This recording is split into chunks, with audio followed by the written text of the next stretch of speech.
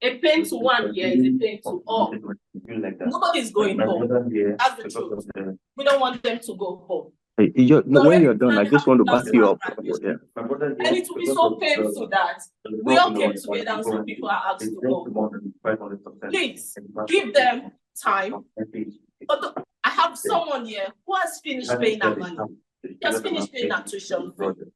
And she's been asked to go. I don't understand why she's asked to go. Please, help us. I want you guys to resolve this issue, please. If not, the students have made a decision that we're not interested in class anymore. There's not going to be class. We're going to keep protesting and see this thing is being resolved. It is beyond us, really, to think that the initial issue was tuition fee, and we would expect that the university would reach out to the Home Office to say that the student has not been able to meet their obligation, financial obligation. That would be fair, and then we take it from there. But for us to be written to by the Home Office to say that your university has said that you were not attending lectures, that's blatant lie. How it affects them mentally is not factored in. Now, things we need for mercy. I think some negative social media has already gone out, though. So if that can be withdrawn while we negotiate this, that would be useful. Because the impact on students beyond us just resolving it now and getting to the impact is severe. There's a colleague of ours who stayed on Douglas Street, very close to this place, who has not been able to come out of our house. I was there over the weekend just to go and cheer her up. Some of us here, we have some tough skin. It's not as if within we are not crying and weeping. It's not easy. Okay. And again, I can only apologize that you feel that the way that you do, that you feel that some students were granted 7 installments because it was communicated to them in mistake by a maid, right? Before told on the court that they are going to pay 7 installments, and that is why they were granted that, because the university recognized that they had made a mistake and they had granted those students 7 installments. I'll do that right with her. I don't give it. I'm sorry to say. I'm sorry. Okay, because it's not. It wasn't a mistake. Small book that time. That was the only mistake. I make mistake with people's lives. As you know. And some of our students here are believed to have received a withdrawal letter from the UKPI asking them to not come this month. And a pain to one year is a pain to all, because we are all family. And that's why we're demonstrating just to call for a negotiation. Also, there are some that have been blocked. They've not have access to school. I'm so sure you know that we will be graduating in November. And then we still have a very long time to be in the school. We're calling for negotiation and we're calling for a flexible installment. Give those people like 2 months to meet up their payments. Also, some are scared to go ahead with their payments right now. Because after the students pay their money, that's when they receive the UKPI letter. Up to now, students like is sending mail to them, telling them to pay their money, knowing fully well that they've been blocked and they've been withdrawn from school. And when they pay this money, they are asked to go home. So there's so many controversies in this campus. We're not being carried along. We don't understand what is going on. And then the students are just making this peaceful demonstration so that we can call for a negotiation. And I spoke to them, and that's why I said, let's call for this meeting so that we can, because it's like we're not seeing the management. We've never met with our vice chancellor. We've never met with the top management. We're only seeing the dean and then the tutors. So we really want the top management to appreciate and visit us and then look into our issues. And please, nobody's going home. That's the truth. We don't want them to go home. When you're done, I just want to back you up. Yeah. And it will be so painful that we all came together and some people are asked to go. Please give them time. But I have someone here who has finished paying her money. She has finished paying her tuition fee. And she's been asked to go. I don't understand why she's asked to go. Please help us. I want you guys to resolve this issue, please. If not, the students have made a decision that we're not interested in class anymore. There's not going to be class. We're going to keep protesting and see this thing is being resolved. It is beyond us, really, to think that the initial issue was tuition fee, and we would expect that the university would reach out to the Home Office to say that the student has not been able to meet their obligation, financial obligation. That would be fair, and then we take it from there. But for us to be written to by the Home Office to say that your university has said that you were not attending lectures, that's blatant lie. We are ready to march from here. We're just trying to be humans, which we think the universities were not trying to be, but we are trying to be humans first. Let's look for every means to settle this amicably. We meet at a middle ground, and then it's a win-win for both the university and us, the student. If they are not willing to do this, we'll go to BBC, we'll go to ITV, we'll go to every news outlet. Let the whole world see what Teesside University is. It is wrong for me to receive a letter saying that I don't attend lectures. When I actually attend lectures, it was the university that locked us out. So how do you expect us to attend you? So we believe that it's a pre-planned arrangement from the university to rob us of our finances. Yes, hold on. I have my reasons. We know that there's a global recession. The global recession, as much as it is not the university's fault, it's not the students' fault that there's a global recession, basically. Now, if at the time I showed my bank statement to say that I've got the fund to pay my tuition fee, the exchange rate was a pound to 500 naira. 500 naira. And currently, if you go on the website that the Home Office uses, actually, it's a pound to 2,000 naira. That's over 4,000%, 400%. So that's huge. So what it means is that if I had shown an equivalent of 15,000 pounds as at the time of my admission, now that 15,000 pounds is what the 15 divided by 4. That's 3,500 thereabout.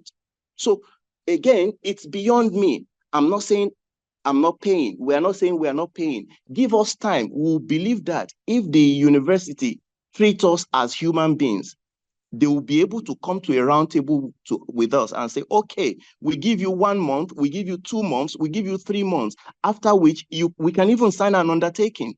That's in a saner climb, that's how things are done. The university did not do that.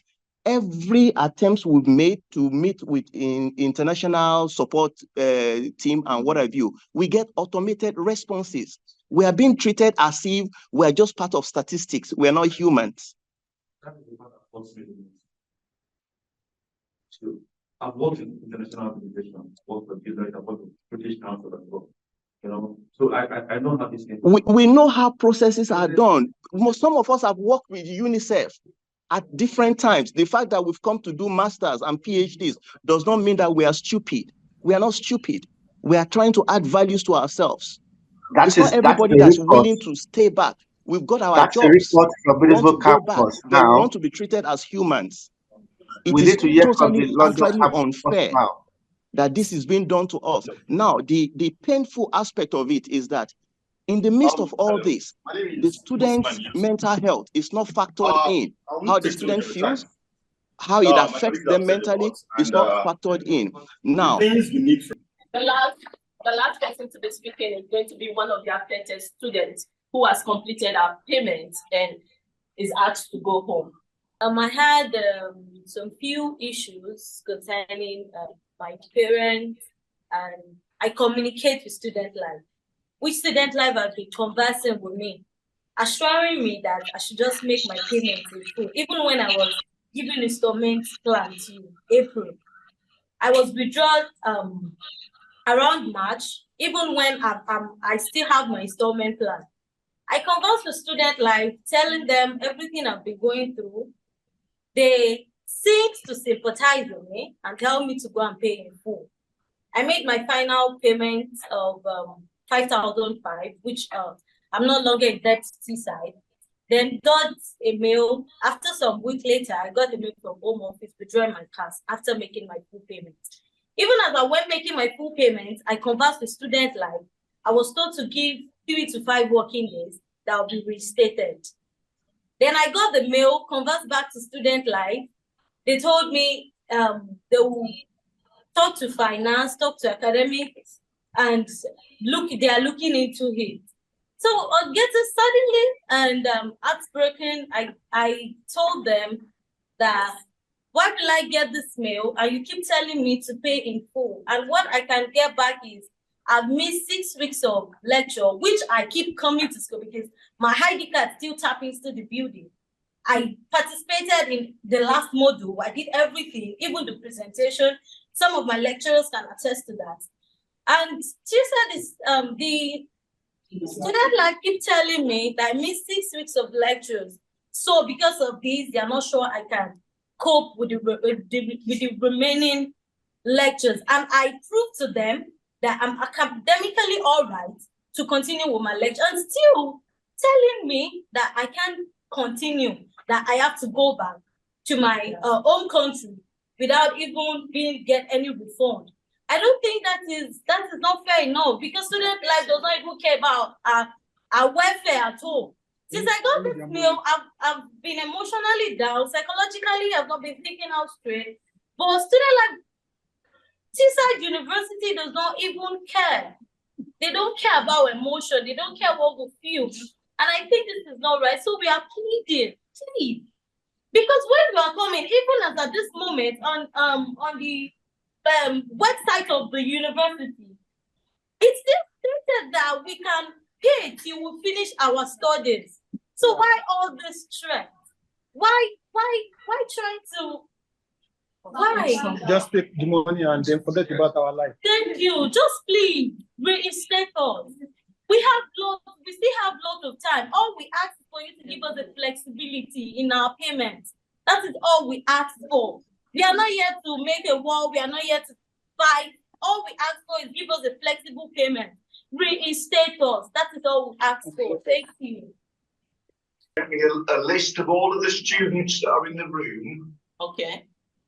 And those students will need to write. We're going to give you an email address, a London email address to write to for those students that have been withdrawn, because we'll have to look into each individual case. And you have my assurance that we will do that.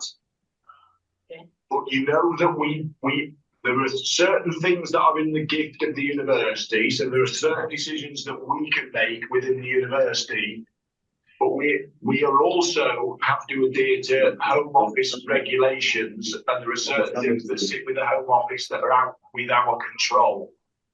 So I need to understand the individual situation of each student that's been affected.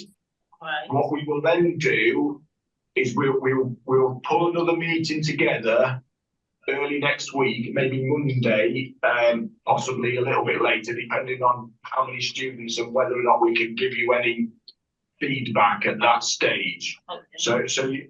So I'm asking if you can return back to class as normal, even if you just suspend your protest for now. And what I will give you my assurance of is if you do that, we will put another meeting in early next week, and hopefully we'll be able to give you a little bit more information. I might not be able to do all of that publicly in a large meeting. It may have to be one-to-one meetings with some of my staff, and we will look into each and every individual case and see if we can resolve as many of those as possible. What we've also done as well is just suspended any action that the university would normally take whilst this protest is underway, so that we can, again, try to ensure that we don't get any further, number of students involved in the situations that you've described to us. Can I ask, Bessie, can I ask as well, that when the students write into us, can you please make sure that you tell us who has received a letter from the Home Office and any dates that are in those letters? Mercy. I think some negative social media has already gone out though, so if that can be withdrawn while we negotiate this, that would be useful. Colleagues will then pull all that information together, and that will come to Helen and I, and we'll get staff to contact you at some point this week. We might not be able to resolve all of this by Monday, but you should all know where you stand, and I'll be able to then do a bit of an update. And if we haven't resolved it by Monday, we'll meet again. We are taking this incredibly seriously, and we will be treating this as a priority. Your emails will not drop into the normal finance inbox, although I am going to talk to the finance department. They will come directly to me. In the first place, we believe that the university has done us a lot of disservice by not stating clearly the reason why they are reporting to the Home Office. We would not have had an issue if the university has stated in their report to the Home Office that these students were not up to date in terms of their financial obligation, rather than say that these students were not attending lectures. Because there's a precursor to us not being able to attend lectures. And the precursor, the main issue on ground, was that there were issues in finances, which we know, and we can provide evidence. You can assess the evidence that it's beyond the student as much as it might be beyond the university. But all we were requesting was that we're able to come to a round table, meet at the middle, and agree on a way forward that is mutually beneficial to both parties, the student as well as the university. In our case, don't be surprised that 90% of us here and those affected by these same issues came to Teesside based on recommendation. I got 3 admissions, University of Newcastle and University College, UCL London. But because I've got a classmate who finished from Teesside and said gave me all this recommendation about standard of living in Middlesbrough, the instrumental payment, 7 instrumental payment, I basically opted to come to Teesside. It was not for lack of admissions at other universities. Now, again, like I said to her before you came, this is our own effort to have an understanding, a proper understanding, conversation with the university authority. Before now, we've been treated as though we're just part of numbers, we're just being used as statistics, we get automated responses, the so-called dedicated international student support. You go there, you don't get any tangible, meaningful response from them. And then they think that they can threaten us with Home Office. This time around, it's not going to work. It's not going to work.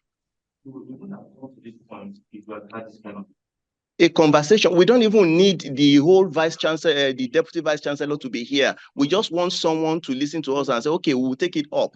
We'll have a, and we'll, yeah.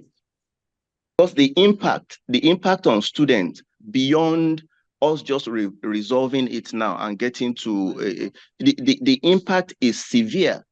There's a colleague of ours who stayed on Douglas Street, very close to this place, who has not been able to come out of our house. I was there over the weekend just to go and cheer her up. Some of us here, we have some tough skin. It's not as if within we are not crying and weeping. It's not easy. I have to go to her house and cheer her up, try to bring her out, just encourage her that, look, let's just keep trying. At some point, we'll get a meaningful response. We'll get there at some point. God forbid, if she comes out and think, what's the point living? Let me end it. It will be, whether Teesside likes it or not, it will be on Teesside. Because if any such things happen, the whole world will hear about it. that it is the inhumane treatment meted out to international students by Teesside University that is leading to these things. Maybe for far too long, Teesside has been doing it to individual international students and they've been getting away with it. This is what we think. I only do 20 hours. I do my work properly. For me, it's beyond me that if eventually we're able to have an agreement and then my account is being unlocked, the courseworks I've missed in terms of submission now, will I be marked at a capped marking rate of 50%, even if despite all the effort I've put in my coursework to make sure that I pass excellently well, but because the inconsiderate behavior of the university has made it such that now I cannot score beyond 50. Come on. Okay. Right. Well, the first thing I can say is I'm very sorry that it has got to this, and I'm very sorry. Because we've been given this impression before now that most especially by other student support services, that the impression we got is that, oh, they are on the part of on the side of the management, and you are the student. So we can't take your side. We can't help you. We'll have to do everything in favor of that's the impression we've gotten, because if you send an email and you don't get a response after 2 weeks, and you get an automated response, yes, generic response, basically, not treating every individual as an individual. So for us, we think, and I think it will be proper to say at this juncture that the school does have an obligation over us. The school is our sponsor. We are aware of this. We are under Tier 4. The school is our sponsor. That's the implication. That's the power that the school is trying to exercise by notifying the Home Office. But beyond just exercising the power of notifying the Home Office, the school has an obligation towards us to protect our interests as well, because you are our sponsor. So we are aware of this as well. We want the school to put that into consideration.